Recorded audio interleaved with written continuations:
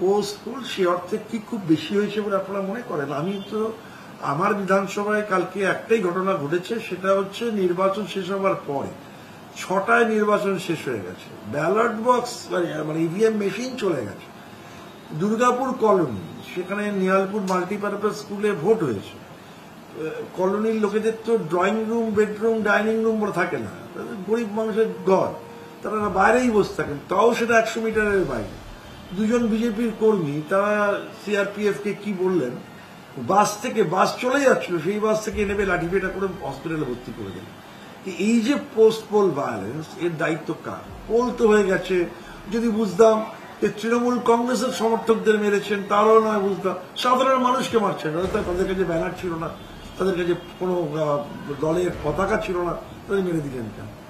কিন্তু মানুষের সঙ্গে যুদ্ধ করলে আমরা কি করতে পারি? কোথাও কোনো, আমরা তো বারবার বলেছি, আমি কালকে আপনারা দেখেছেন যে অন্তত কলকাতায় আমার বিধানসভা কেন্দ্রে কোথাও এক মানে উত্তেজনার ফিকি বা কোথাও ছিল। তারপরে শেষ হয়ে যাওয়ার পরে কেন এই ঘটনাটা ঘটলো, আমি তো নির্বাচন কমিশনকে বলবো এই দায়িত্বভাগ নির্বাচন কমিশনকে নিতে হবে।